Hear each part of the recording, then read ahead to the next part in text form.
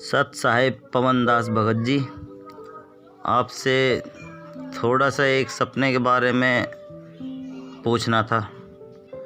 आज मुझको एक सपने में गुरुजी दिखाई दिए हैं, बिल्कुल साक्षात मेरे सामने। तो मैंने उनके चरण छू के अपना माथा टेका है उनके चरणों में, और उसके बाद में मैंने प्रणाम करा है, जयकारा लगाया है, बंदी छोड़ सतगुरु रामपाल जी महाराज की जय हो। उसके बाद में पवन दास जी, आप भी भगत जी वहीं पे अपनी छोटी सी संगत में बैठे हो, सफ़ेद कुर्ता पजामा पहना हुआ है आपने, और गुरुजी ने भी सफ़ेद पजामा कुर्ता पहना हुआ है। और उसके बाद में गुरुजी ने से मैंने कहा कि गुरुजी ये भी आपका बहुत सच्चा भगत है पवन दास जी। तो गुरुजी जवाब देते हैं कि हाँ, ये मेरा बहुत अच्छा भगत है और आगे के लिए बहुत अच्छा भगत रहेगा मेरा ये। और ये सब भगत भाइयों को साथ लेके चल रहा है और सभी पवन दास भाई के साथ में चल रहे हैं सभी। तो गुरुजी यही बात कह रहे हैं कि इसको पहले कुछ नहीं पता था, अब इसको हर चीज़ के बारे में पता लग गया है। तो उसमें मैं भी कह रहा हूँ कि हाँ भगत जी, इन्होंने सभी भगत भाइयों की आंखें खोली हैं। जो भी गलतियां करते थे उनके बारे में बताया है भगत जी ने इन्होंने। उसके बाद में जो है मैंने एक जयकारा लगाया है, बंदी छोड़ कबीर साहिब की जय। तो उसमें सभी भाई भगत भाई बोल रहे हैं जय। और उसके बाद में मैंने गुरुजी से कही कि गुरुजी मैं अपने भाई के लिए एक जयकारा लगा सकता हूं। तो गुरुजी ने बोले हाँ हाँ, भाई भाइयों के लिए भी जयकारा लगा सकते हो। तो मैंने कहा है पवन दास भगत जी की जय हो। तो सभी ने जय करी है। गुरुजी प्रसन्न दिख रहे थे आपको देख के। उसके बाद में मैं आपसे गले भी मिला हूँ, आप बैठे हुए थे, बैठे बैठे मैं गले मिला हूँ आपके। उसके बाद में मैंने अपनी गलती की क्षमा मांगी, क्योंकि मैं नादान, मेरे को कुछ नहीं पता था इसके बारे में, भक्ति के बारे में। और ना ही मैं कोई ज़्यादा ये लॉकडाउन में मैंने सत्संग सुने थे बस गुरुजी के। उसके बाद में काम करने लग गया, ऑटो चलाता हूँ मैं। उसके बाद में सत्संग तो सुन ही नहीं पाया बिल्कुल भी। तो वही मेरे बस सुबह आरती चला ली, दोपहर में और शाम को, और सतनाम भी मिल चुका था। आप ये सतनाम लेने के बाद में मेरी आपने आंखें खोली हैं कि ऐसे ऐसे नहीं करना है, तो वो सब चीज़ समझ में आ गया। और आपका फेसबुक पे भी मैंने लाइक वगैरह कर रखे हैं। और मैं अब ज़्यादातर जाता नहीं हूँ वहाँ पे, और जहाँ पे नाम केंद्र सेंटर पे नहीं जाता बिल्कुल भी। पहले जाता था, एक दो बार गलतियाँ कर दी थी मैंने तो गया था। उसके बाद में जब से आपकी वीडियो सुनी है उसके बाद में मैं कभी भी नहीं गया, अब घर पे ही हूँ। और अभी भी मेरे से एक दो बार गलती हुई है, तो मैंने सिर्फ यही अपने परमात्मा से यही कहा है कि हे गुरुजी, आप मेरे को मेरी जो भी ये गंदी आदतें हैं ये आप छुड़वा दें और आप मेरे को दर्शन दें, तभी शायद मैं छोड़ पाऊँगा। इस मन रूपी काल रूपी मन है मेरा, इसने मेरे को बहुत मतलब फंसा रखा है इसने। कभी क्या मन करता है, कभी क्या। तो अब मेरा दिमाग बिल्कुल खुल गया है, मेरे परमात्मा मेरे को दर्शन दे दिए हैं और चरण भी स्पर्श करे हैं मैंने गुरुजी के। और मैं बहुत बहुत अपने आप को धन्यवाद कह रहा हूँ कि हाँ, मेरे को परमात्मा ने दर्शन दिए हैं। आज मैंने हो गए कम से कम 8 महीने मेरे को भक्ति करते हुए, पर बीच में छोड़ देता था और वही काल रूपी मन हो जाता था मेरा। अब मैंने एकदम दृढ़ता पकड़ ली है एकदम कि अब आगे से कोई गलती नहीं करूँगा और भक्ति लगातार रेगुलर करता रहूँगा। अब पहले मेरे को नादान था, नादानी कर बैठा कई बार, तो उसके लिए मैंने प्रार्थना कर रखी है गुरुजी से ही क्षमा मांगी है मैंने। जब से आपकी वीडियो सुनी है तब से ही मैं गुरुजी के चरणों में ही, और अपना धर्म जो है हमने ख़त्म कर दिया है। बस अब एक ही परमात्मा हमारे गुरुजी महाराज, बस इसके अलावा और कोई भी नहीं। यही मैं अपने बच्चों को नाम दीक्षा दिला रखी है, दोनों लड़कों को, तीसरा भी छोटा है, और घरवाली को भी दिला रखी, उसने भी छोड़ दी थी भक्ति। अब उसके भी मन में आ रही है कि हाँ करूँ कि नहीं करूँ, पर उसके करेगी, सब परमात्मा ठीक कर देंगे। ठीक है पवन दास जी, यही एक छोटी सी रिकॉर्डिंग थी, मैं आपके पास भेज रहा था। शायद इसका कुछ उत्तर दे पाएँ आप, बताएं कि गुरुजी बहुत खुश हुए, आपसे प्रसन्न हुए। गुरुजी कह रहा है ये मेरा शिष्य है, बहुत प्यारा शिष्य है मेरा, जो अपने भगत भाइयों को साथ लेके चल रहा है। और आपसे भी मैं बहुत बहुत धन्यवाद कहता हूँ कि जो आप आए, आपकी वजह से बहुत भगत भाइयों की आंखें खुली हैं और सभी अब सही राह पर चल रहे हैं। मैं एक छोटा सा तुच्छ भगत हूँ, नादान भगत हूँ थोड़ा सा, बस इतना ही कह सकता हूँ। और इतनी मेरे अंदर दिमाग भी नहीं है इतना जो कि मैं ज़्यादा बोल सकूं। आपसे बस यही निवेदन करता हूं कि सत साहेब पवन दास भाई, आपको सत साहेब बंदी छोड़ सतगुरु रामपाल जी महाराज की जय हो। बंदी छोड़ सतगुरु रामपाल जी महाराज जी की जय हो। सतसाई भगत जी देखिए, वैसे तो जब से परम पूज्य सतगुरु रामपाल जी महाराज जी ने मुझे तुच्छ 2 कौड़ी के जीव पवन दास को अपनी शरण में लिया है और मुझे यथार्थ ज्ञान दिया है, मुझे धरती पे पैर रख के चलना सिखाया है, मुझे यथार्थता में जीना सिखाया है। उससे पहले मैं जो सपनों की उड़ान ले रहा था वो परमात्मा ने मेरी मिटाई और कहा बेटा यदि भक्ति करनी है तो परमात्मा के ज्ञान को आधार बना, परमात्मा के नियमों को निभा और जो आदेश आपको सत्संगों में दिए गए हैं उन आदेशों को सत्य मान के, भले आपने वो चीज ना देखी हो, आपने ना कभी सुनी हो, लेकिन आपको अपने गुरु को परमेश्वर मानते हुए प्रत्येक वचन को आपने लोहे की लकीर की तरह मानना पड़ेगा कि हाँ, मेरा गुरु जो वचन कह रहा है, जो शब्द कह रहा है, जो बातें बता रहा है वो बिल्कुल 1001% सत्य हैं। झूठ का तो इसमें लेस मात्र अंश भी नहीं होता। झूठ शब्द तो कहना भी महापाप का दोषी होना है। तो उसके बाद से भगत जी दास वैसे सौपन वगैरह पे कम ही यकीन करता है, लेकिन आपने बताया कि सतगुरु रामपाल जी महाराज जी स्वयं आपके सौपन में आए, आपने उनको दंडवत प्रणाम किया। तो भगत जी दास सतगुरुदेव जी की प्रेरणा से काफी समय पहले ही अपने लाइव शंका समाधान में एक वीडियो बना चुका है जिसका विषय था कि सतगुरु रामपाल जी महाराज जी का वर्तमान का जो स्वरूप है उस स्वरूप को अन्य कोई भी शक्ति धारण नहीं कर सकती है। अर्थात काल हो, चाहे देवी देवता हो, चाहे ब्रह्मा विष्णु महेश जी हो, चाहे दुर्गा हो, परम पूज्य सतगुरु रामपाल जी महाराज जी का रूप बनाकर उनके भक्तों को ना भ्रमित कर सकती है, ना धोखा दे सकती है। तो सौपन में यदि बंदी छोड़ आए हैं तो जाहिर सी बात है सौपन बिल्कुल सत्य है। और परमात्मा कहते हैं कि सौपन में बैराय के जय को कहिए राम, वाक्य पक्की पावड़ी मेरे तन को चाम। परमात्मा कहते हैं अगर सौपन में भी किसी भगत ने अगर मेरे नाम का सुमरण कर लिया, मेरा जयकारा लगा दिया, मेरा चिंतन कर लिया, मुझे दंडवत कर दिया, तो सोच लेना कि वो यथार्थ में ही दंडवत कर रहा है, वो यथार्थ में ही सुमरण कर रहा है। और सतगुरु का दर्शन केवल उसी पुण्यात्मा को होगा जो पुण्यात्मा अपनी भक्ति रूपी सफर में बिल्कुल सही चल रही है, परमात्मा की मर्यादाओं में चल रही है। ऐसी बात नहीं जिसको सौपन अभी नहीं आए हैं या नहीं आ रहे हैं तो वो भगत भाई बहन ये ना सोचे कि फिर हम भक्ति मार्ग पे सही नहीं चल रहे। ऐसी बात नहीं पुण्यात्मा, जैसे जैसे हमारी भक्ति बढ़ती चली जाएगी, जैसे जैसे हम परमात्मा के प्रति ज्यादा से ज्यादा चिंतन और मनन करेंगे, उनके सत्संगों को सुनेंगे, तो हमारा ज्यादा से ज्यादा समय परमात्मा के सोच विचार में व्यतीत होगा। और जिस चीज के विषय में, जिस वस्तु के विषय में हम ज्यादा से ज्यादा चिंतन करेंगे, मनन करेंगे, मंथन करेंगे, तो जाहिर सी बात है हमें सौपन भी फिर उन्हीं के आएंगे। तो सौपन में भगत जी बंदी छोड़ स्वयं थे, तो इसमें कोई बड़ी बात नहीं है, परमात्मा ही थे, परमात्मा के अलावा और कोई नहीं था। और आप जी ने जिक्र किया कि दास भी वहीं पे बैठा हुआ था, और जैसा भी आपने बताया कि परमात्मा भी सफेद कपड़ों में थे, आपने भी सफेद कपड़े पहन रखे थे। आपने कहा कि परमात्मा ये पवन दास आपका बहुत अच्छा भगत है परमात्मा।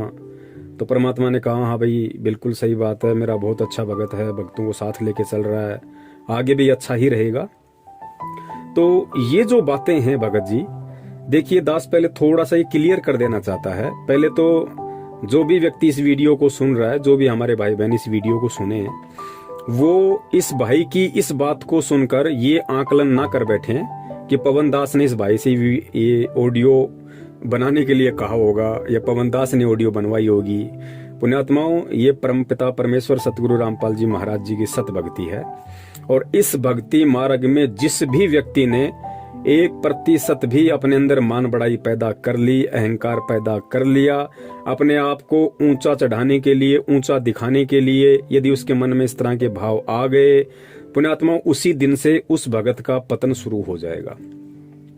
तो दास के ऊपर इस तरह की बातों का ना कभी कोई असर पड़ा है, ना कभी कोई असर पड़ने वाला है, क्योंकि दास ने पहले ही कह दिया कि मुझे मेरे परमात्मा ने जमीन से जुड़ के रहना सिखाया है। और ये सत्संग सुना सुना के परमात्मा ने दास के हृदय में जमा जमा के परमात्मा ने सबसे पहले मुझे मेरी औकात याद दिलाई है कि तेरी औकात राह के पत्थर के बराबर भी नहीं है, तेरी औकात कंकर के बराबर भी नहीं है। कंकर की औकात क्यों नहीं होती? क्योंकि कोई भी व्यक्ति उसको ठोकर मारता हुआ चलता है।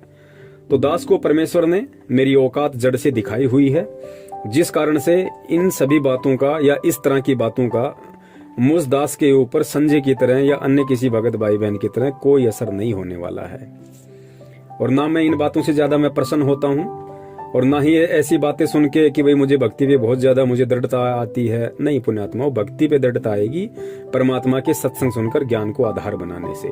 सौपन में कही गई बातों से या किसी की मीठी मीठी बातों से भक्ति पे दृढ़ता यदि किसी में आती है, वो भी अच्छी बात है, लेकिन वो दृढ़ता उसके लिए खतरनाक साबित हो जाएगी। और जो सत्संग सुन के ज्ञान आधार से अपने आप को मरा हुआ समझ के जो इस भक्ति मार्ग पे दृढ़ता लाएगा, वही इस भक्ति मार्ग पे अंततः परमात्मा की उंगली पकड़ के चल पाएगा, अन्यथा संभव नहीं है। पुण्यात्मो, दास में इसका जरा सा भी श्रेय नहीं है। देखिए, आज अगर परमेश्वर ने दास को थोड़ी बहुत कोई सेवा दे रखी है, संगत को जगाने की या संग का समाधान की, भगत भाइयों को काल के प्रभाव से सचेत करने की कि वे किस किस प्रकार से काल हमारे को ठगता है, हमारी भक्ति को ठगता है, किन किन सूक्ष्म विधियों से काल परमात्मा से भगत को तोड़ने की पूरी कोशिश करता है और वर्तमान में कर भी रहा है। खुलासा भी परमात्मा ने बहुत सारा करवाया। तो ये सारी बातें यदि दास के समझ में आ रही हैं तो पुण्यात्मा, इसमें दास का 0% भी श्रेय नहीं है। और वैसे भी भगत ने बताया वो बात बिल्कुल सत्य है, 1% भी झूठ नहीं है। भगत ने जब परमेश्वर से कहा कि मालिक, आपका जो बच्चा है पवन दास हमारी सारी संगत को जगा रहा है, तो परमात्मा ने कहा कि बेटा, पहले इसको कुछ भी नहीं पता था, लेकिन अब इसको सब कुछ मालूम पड़ गया। पुण्यात्मा, ये बात तो बिल्कुल 101% सत्य है। आज से लगभग 3-4 साल से दास सच्चाई का खुलासा संगत में कर रहा है, लेकिन ये जो शंका समाधान वाली जो शंका समाधान वाली जो सेवा परमेश्वर ने दास को पिछले 2-3 महीनों से सौंपी है प्रेरणा करके, पुण्यात्मा, इसके विषय में दास को ज्यादा नॉलेज नहीं थी बिल्कुल भी। और ना दास के मन में कभी ये विचार आया था कि इस तरह से मैं अपने भगत भाइयों की शंकाओं का निवारण करूं। कभी भी दास के अंदर ये विचार नहीं आया था, और ना ही दास में वो बुद्धि थी आज से 3-4 महीने पहले। ये हकीकत है। ठीक है, बरवाला कांड में मैं स्वयं वहां पे था, और बरवाला कांड के विषय में बहुत सारे सबूत मीडिया के माध्यम से, न्यूज़पेपरों के माध्यम से, भगत भाइयों के माध्यम से, और मैंने अपनी आंखों से जो वहां देखा बरवाला कांड के समय, उस आधार से दास बरवाला कांड का खुलासा कर रहा था कि भाई ऐसी ऐसी घटना है। और गुरुजी ने इन बातों के विषय में कभी नहीं कहा। मैनेजमेंट हमारे को जबरदस्ती इस तरीके से बहका रहा है, फुसला रहा है, और हमारे को काल की हद में लेके जा रहा है। और गुरुजी का इसमें किसी प्रकार का कोई दोष नहीं है, ना किसी प्रकार का कोई रोल है। तो उन चीजों के तो सारे सबूत परमात्मा ने दिए हुए थे, इसलिए दास बरवाला कांड को लेके भगत भाइयों को सचेत कर रहा था। लेकिन शंका समाधान की सेवा परमेश्वर दास को देंगे, ये आज से 3 महीने पहले दास को सौपन में भी ऐसा नहीं था। जो मधु बहन है और जयपुर से अपने कजोड़ भगत जी हैं, उनका दास के पास में कॉल आया और उन्होंने दास को ये सलाह दी। दास से पहले परमात्मा ने उन आत्माओं में ये प्रेरणा की। उन आत्माओं ने फिर दास को फोन किया। हम 3-4 कॉन्फ्रेंस पे थे। उन्होंने कहा कि भगत जी, हमारे को ऐसी प्रेरणा हो रही है कि परमात्मा अगर दया करें तो हम लोग फेसबुक पे लाइव आना शुरू करें, क्योंकि फेसबुक एक इंटरनेशनल प्लेटफॉर्म है, लाखों लोग जुड़े हुए हैं। और फेसबुक पे मैनेजमेंट ना भक्तों को डरा सकता है, ना धमका सकता है, और ना ही किसी को मालूम पड़ेगा कि कौन भगत फेसबुक पे पवन दास को देख रहा है, कौन नहीं देख रहा है। तो आप फेसबुक पे लाइव आना शुरू कीजिए, और जो भगत समाज की शंकाएं हैं आप उनको धीरे धीरे सोल्व करना शुरू कीजिए परमेश्वर के ज्ञान आधार से, उनके आशीर्वाद से। तो दास को भी ये बात बिल्कुल सही लगी, उचित लगी। और दास ने कहा ठीक है भाई, यदि आप लोग कह रहे हैं और यदि परमात्मा की ऐसी मर्जी होगी तो दास भी अपने बंदी छोड़ से अरदास करेगा, और यदि दास को परमात्मा प्रेरणा करेंगे तो अवश्य हम सभी मिलके इस सेवा को करेंगे। उसके बाद दास ने परमात्मा से प्रार्थना की अपने घर पे, तो परमात्मा ने ही दास को प्रेरणा की। प्रेरणा का मतलब ये नहीं होता पुण्यात्माओं कि भाई गुरुजी ने सामने आके दास को कहा कि हाँ बेटा आप ये सेवा करो, नहीं। प्रेरणा का मतलब होता है आत्मा, क्योंकि सतगुरु का तत्व ज्ञान जब जिस भी आत्मा को, जो आत्मा ग्रहण कर लेती है और जो आत्मा मर्यादा में रहती है और गुरु को भगवान मान लेती है, उसके बाद में प्रेरणा का मतलब होता है गुरु का आदेश। प्रेरणा का मतलब होता है गुरु का आदेश। वो जो भगत मर्यादा में है, जो गुरु को भगवान मान चुका है, जो गुरु को आदि से अंत मान चुका है, गुरु जी को पहले, गुरु जी को अपना अंतिम सहारा मान चुका होता है, जिसका ऊपर नीचे आगे पीछे चारों दिशाओं में सब कुछ उसका गुरु है। उसके माँ से बढ़ के उसके लिए उसका गुरु है, बाप से बढ़ के उसका गुरु है, भाई बहन रिश्तेदार बेटा बेटी काम धंधों से बढ़ के जिसने अपने गुरु को बड़ा मान लिया, उस भगत को फिर जो भी प्रेरणा होगी वो सत्य ही प्रेरणा होगी। उसमें काल का कहीं कोई झकझोल नहीं होता है, वो परमात्मा का आदेश ही मान लेना चाहिए, जो मर्यादाओं में है और जो गुरु को भगवान मान चुका। ये विशेष पॉइंट ध्यान रखना, जो अपने गुरु को भगवान मान चुका है वो कभी फिर किसी मर्यादा को तोड़ेगा ही नहीं। उसको परमात्मा ऐसे चलाएंगे जैसे एक वैज्ञानिक रोबोट को चलाता है, क्योंकि रोबोट की अपनी कोई औकात नहीं होती है। रोबोट का जो रिमोट होता है वो वैज्ञानिक के हाथ में होता है। जैसा वैज्ञानिक उसको फंक्शन करेगा वैसा ही वो चलेगा। तो इसी प्रकार जब भगत रोबोट बन जाएगा, अपना रिमोट अपने सतगुरु के हाथ में सौंप देगा, उसको किसी कबीर जी से मतलब नहीं है, फिर उसको सतलोक से मतलब नहीं है, उसको भगवान से मतलब नहीं है, सतलोक है या नहीं है उसको कोई मतलब नहीं है। सतगुरु उसको सारनाम देगा या नहीं देगा, उसको इसी जन्म में सतलोक भेजेगा या नहीं भेजेगा, उस भगत के लिए ये बातें कोई महत्व नहीं रखती है। उसने केवल अपने गुरु के ज्ञान की पूंछ पकड़ ली है और उसने अपने गुरु को ही अपना सर्वे सर्वा मान लिया है। तो ये गुरु के ऊपर निर्भर करता है कि गुरु कब उसको किस नाम के लायक समझेगा, गुरु कब और किस जन्म में किस समय उसको सतलोक लेके जाएगा, नहीं लेके जाएगा, इस बात की चिंता फिर उस भगत को नहीं होती, जो अपना सर्वस्व अपने गुरुदेव को सौंप देता है। और ऐसी आत्माओं का वो नुक्ता होता है। और गुरुदेव कहते हैं कि नुक्ते ऊपर रिझे गारे तेरे करोड़ कर्म जल जाएं। यानी ऐसा नुक्ता, ऐसी कोई तेरा कर्म, ऐसा कोई तेरा पुण्य, ऐसी कोई तेरी सेवा जो तेरा नुक्ता बन जाए। नुक्ते का मतलब होता है वो पॉइंट, वो टर्निंग पॉइंट, कि गुरु उसके ऊपर प्रसन्न हो जाए, तेरे उस वचन पे, तेरी उस सेवा पे, तेरे उस कर्म पे, उसको नुक्ता कहते हैं। और कहते हैं नुक्ते ऊपर रीझे गारे तेरे करोड़ कर्म जल जाएं। परमात्मा सब कुछ इस काल के बंधन सेकंडों में उस भगत के तोड़ के रख देता है। और ये वाणी फिर उस भगत के ऊपर लागू होती है जो इस तरीके से अपने आप को गुरु के प्रति समर्पित कर देता है। फिर परमात्मा कहते हैं कि तुम कर दो पल में पार हो जा रजा तेरी। परमेश्वर की वाणी है कि तुम कर दो पल में पार हो जा रजा तेरी। पल में परमात्मा पार कर देगा।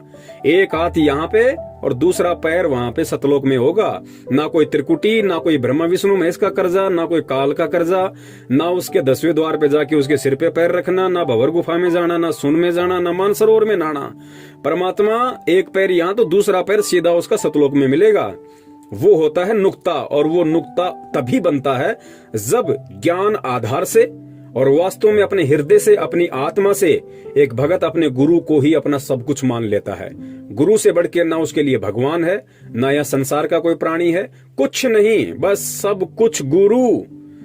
तो फिर परमात्मा उस आत्मा के सारे बंधन तोड़ देता है।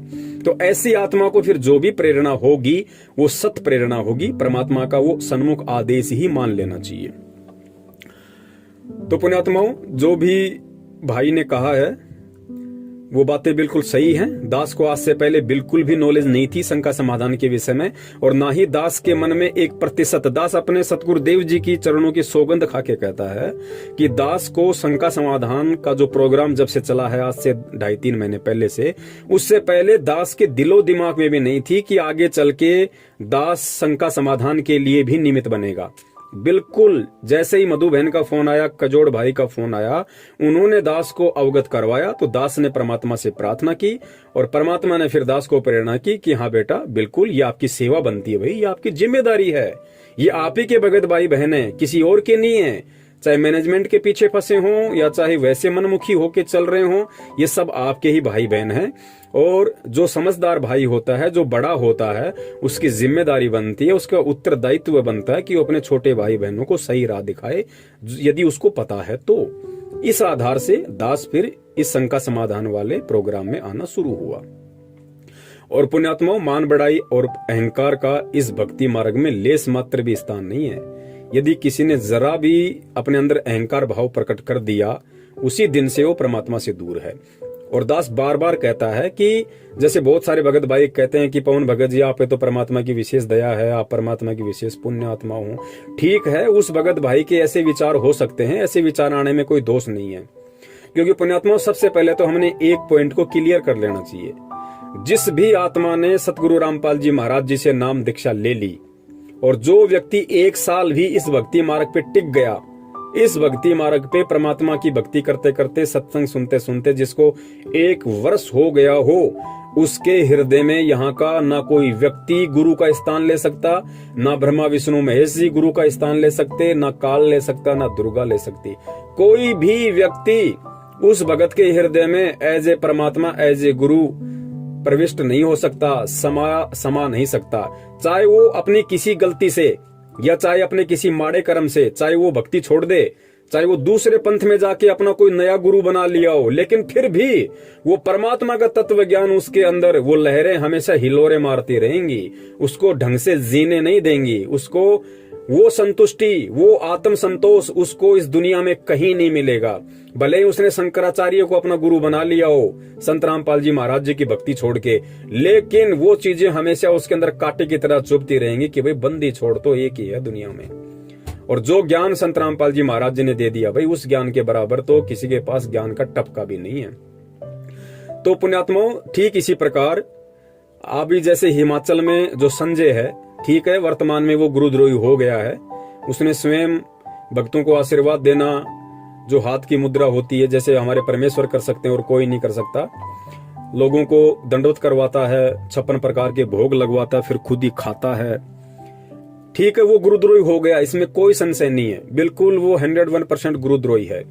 लेकिन उसके पीछे भी जो 20-25 भगत लगे हुए हैं, पुण्यात्मा विचार कर लेना, वो संजय को अपना गुरु नहीं मान रहे। भले ही संजय ने अपने आप को गुरु घोषित कर दिया, लेकिन संजय ने अपने आप को गुरु घोषित किया है तो गुरु जी को ऊपर रखा है। आप इस पॉइंट को ध्यान रखना। दास उसका फेवर नहीं कर रहा, लेकिन दास आपको हकीकत बता रहा है इस भक्ति मार्ग की, कि परमात्मा का तत्व ज्ञान एक किसी भी आत्मा के अंतःकरण में प्रविष्ट होने के बाद में क्यों गुरु उसके अंदर से नहीं निकल सकता।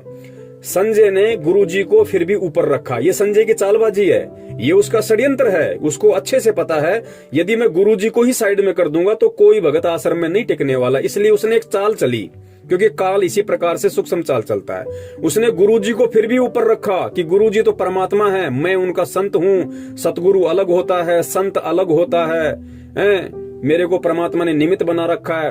वो अपनी फोटो के ऊपर गुरु जी की फोटो लगाता ताकि वो आत्माएं भ्रमित होके और मेरे पीछे लगी रहें। भले ही वो आत्माएं, चाहे वो 20 भगत हों चाहे 25 भगत हों, भले ही वो दंडवत संजय को करते हैं, लेकिन उनके हृदय से गुरुजी निकल नहीं रहे।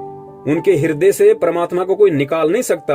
और जिस दिन संजय ने गुरुजी की फोटो हटा दी, आज समझ लेना उसी दिन से वो आत्माएं दूर हो जाएंगी, उससे ऑटोमेटिक दूर हो जाएंगी। क्योंकि वो आत्माएं अगर जुड़ी हुई हैं तो उनको बेचारियों को भ्रमित कर रखा है, उनका माइंड वॉश कर रखा है कि गुरुजी ही भगवान हैं, लेकिन गुरुजी ने निमित्त मुझे बना रखा है। शास्त्रों में ऐसा विधान है, गीता जी में एक जगह ऐसा लिखा हुआ है, तुम ऐसा करोगे तो ऐसा होगे।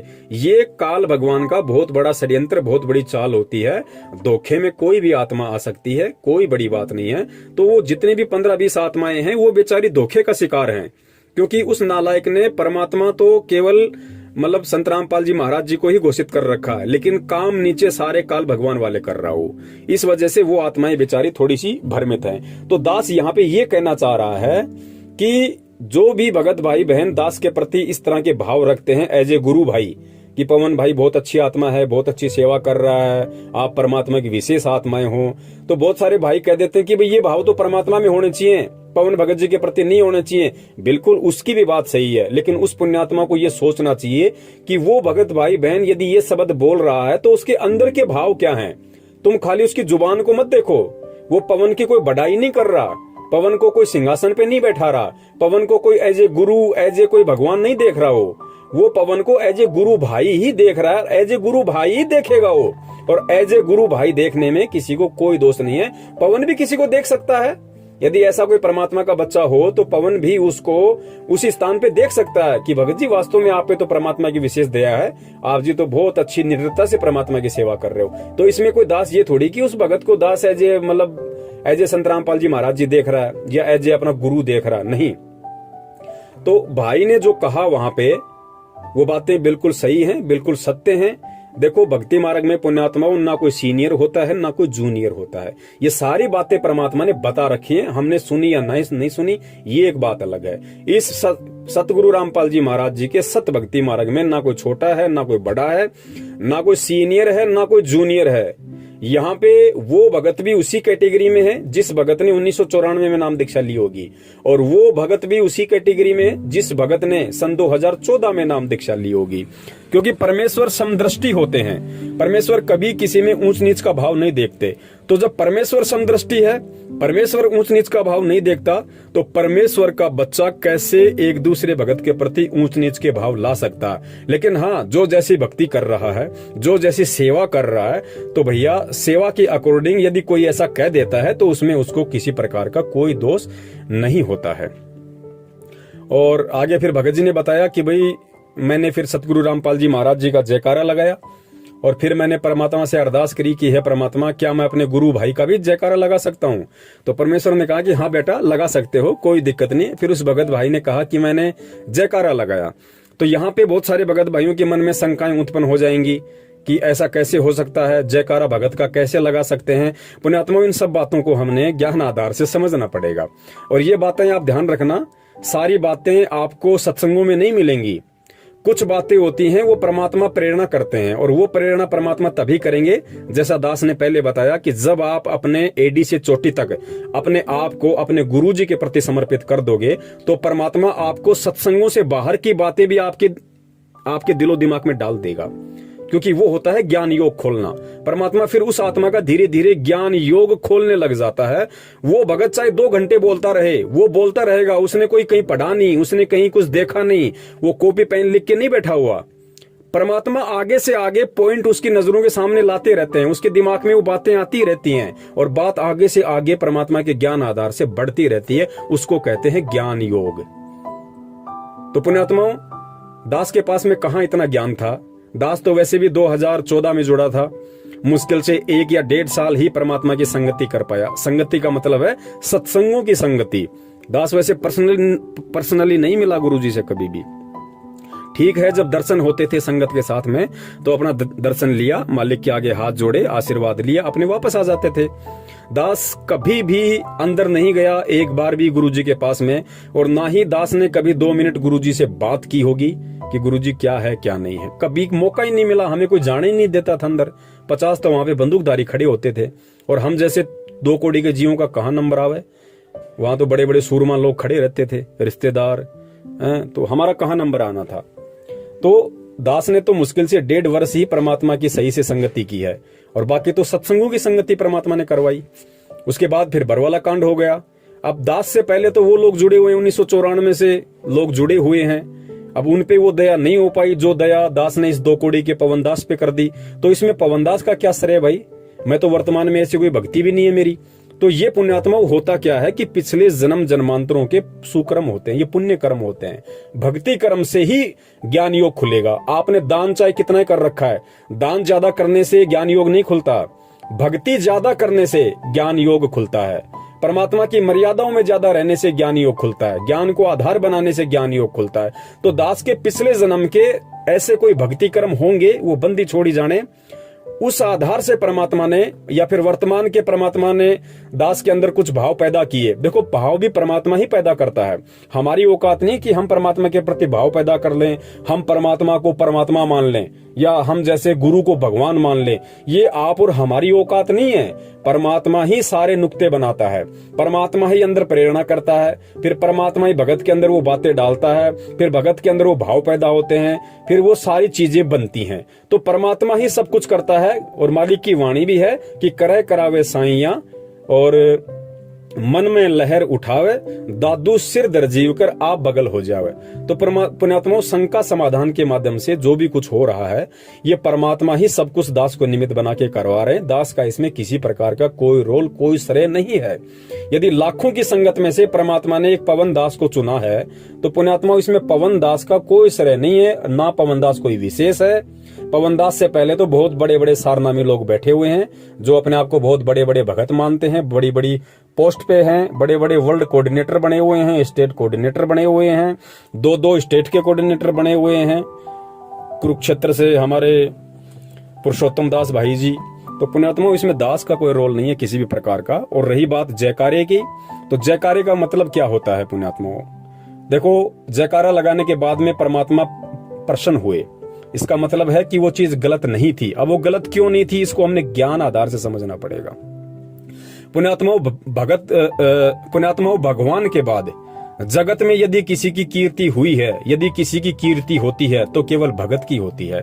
तीसरे व्यक्ति की यहाँ कभी कीर्ति नहीं हुई, क्योंकि संसार का मूल आधार है भक्ति और भक्ति का मुख्य है भगवान और भगवान के पीछे चलता है भगत।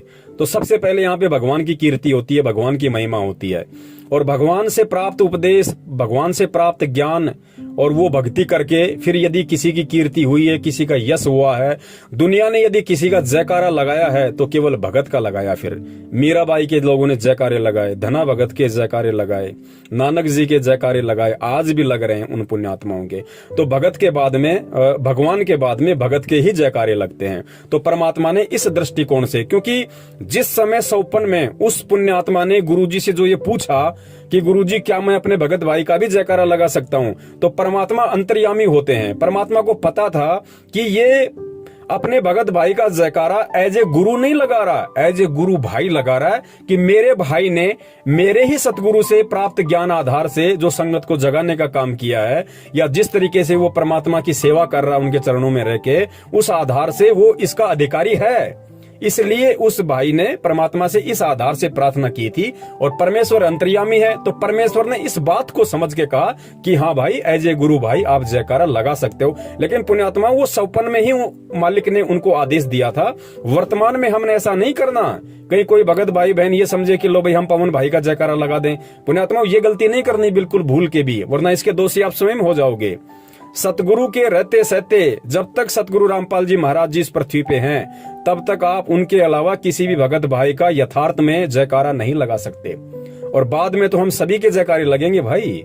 जो आज सतसेवक बन के परमात्मा की सत भक्ति मार्ग पे डटे हुए हैं, गुरु के ज्ञान को आधार बना के स्वयं चल रहे हैं, दूसरे भाइयों को चलने की सलाह दे रहे हैं। पुण्यात्माओं, जब हमारा यहाँ से शरीर छूट जाएगा उसके बाद हमें मतलब ही नहीं चाहे हमारा जयकारा लगे या ना लगे, लेकिन पुण्यात्माओं जयकारा लगेगा आने वाली पुण्यात्माओं के लिए, उनको उदाहरण पेश करने के लिए कि वो जैसे भगत थे, जैसा वो कर गए, उस तरीके से तुम करोगे तो तुम्हारा बेड़ा पार होगा। जैसे आज गुरुजी नानक जी के विषय में बताते हैं, धर्मदास जी के विषय में बताते हैं, अपने आप को छुपाते हुए गरीबदास जी महाराज जी के विषय में बताते हैं, दादू जी के विषय में बताते हैं, मीरा के विषय में बताते हैं, धना भगत के विषय में बताते हैं।